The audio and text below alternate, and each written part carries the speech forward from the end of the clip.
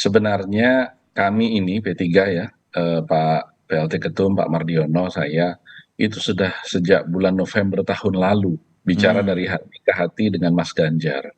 Oh, Dan pada oke. waktu itu Mas Ganjar jauh sekali dari waktu beliau sudah ditetapkan sebagai calon presiden. Ya.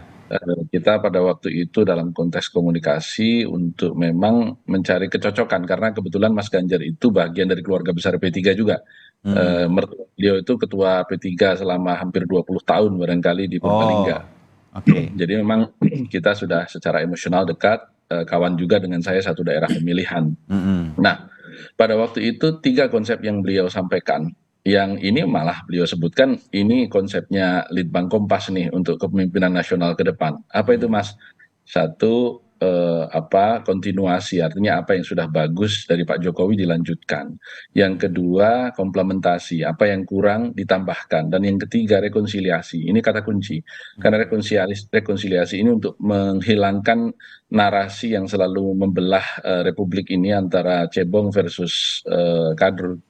Ini yang disampaikan oleh beliau dan ini harus termanifestasi ke dalam pasangan capres dan cawapres ini Gus. Waktu itu Hmm. beliau menyampaikan seperti itu. Maksudnya gimana Mas? Hmm. Kalau kemudian partai nanti artinya partai beliau ya PDIP menetapkan saya sebagai capres, mestinya Hmm. cawapres itu dari orang yang dalam tanda petik merek kadrunnya itu ada. Oh, Nah, Sandi Uno yang waktu itu paling mendampingi Pak Prabowo kan?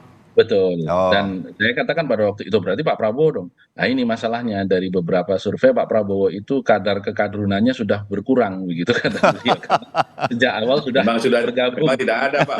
Sudah tidak ada karena sudah bergabung dengan Pak Jokowi sejak awal. Kalau Pak Ya. Sandi kan belakangan, jadi masih ada begitu. Nah, harapannya memang kalau dua pasangan ini bersatu, itu juga akan secara teritorial tadi Jawa luar Jawa terpenuhi dan juga Oke. sudah setelah 24 kita tidak lagi mengenal terma kadrun, tidak lagi mengenal terma cebong karena terlalu banyak persoalan yang harus diatasi dibanding Iya, sekedar iya. bangsa ini.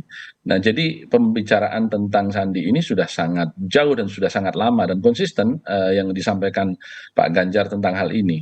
Hmm. Dan itulah kenapa kemudian P3 akhirnya menetapkan Pak Sandi juga. Jadi bukan tiba-tiba sebenarnya.